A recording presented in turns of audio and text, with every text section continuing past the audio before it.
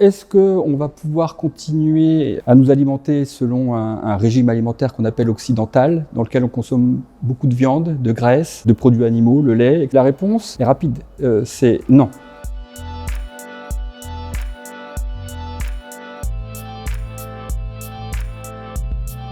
Ce mode de consommation n'est pas durable, selon 3 critères. Le premier, et qui est important, et c'est celui sur lequel beaucoup de gens commencent à être conscients, c'est les problèmes de santé. Il est à l'origine de nombreuses maladies cardiovasculaires et de diabète. Et un des symptômes qui caractérise ce régime alimentaire occidental, c'est le surpoids et à son stade ultime, l'obésité. Si vous souffrez d'obésité, votre espérance de vie est réduite de 12 ans. Deuxième point, de toute façon, les ressources naturelles ne nous le permettront pas. Pour donner un ordre d'idée très simple, si toute l'humanité, donc pas que les consommateurs occidentaux, mais si toute l'humanité adoptait ce même régime alimentaire, c'est l'équivalent de 4 terres qu'il nous faudrait pour pouvoir satisfaire ce besoin. Troisième critère, il est aussi à l'origine de beaucoup de dégradation de l'environnement. Tout le monde a entendu parler des algues vertes en Bretagne. Ces algues vertes, elles viennent des rejets de la production intensive porcine dans cette région.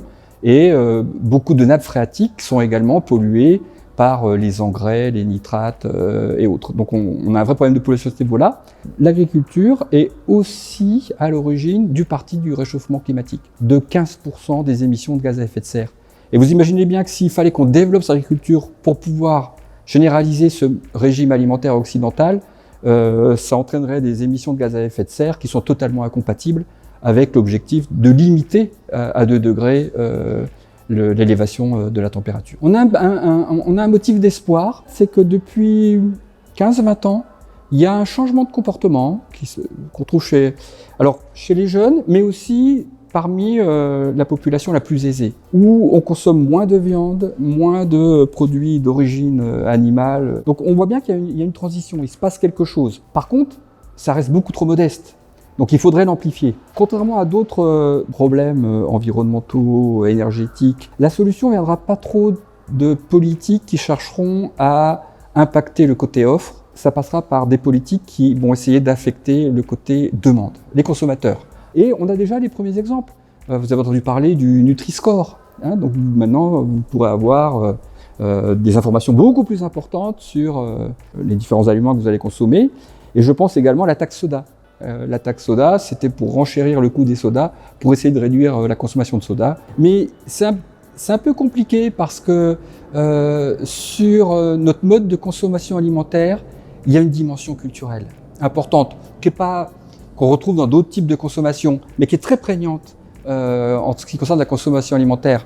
Et d'ailleurs, les spécialistes de la nutrition ont un adage qui est « dis-moi ce que tu manges, je te dirai qui tu es ». Et ça veut donc dire que même si vous augmentez le prix, si culturellement c'est ça qu'il faut manger, vous n'aurez pas les effets escomptés. Donc je ne suis pas sûr que le signal, ce que les économistes appellent le signal prix, soit le bon outil à ce niveau-là. Et on voit bien que les politiques actuellement, elles visent plus l'information, l'éducation, pour pouvoir favoriser ce changement de comportement.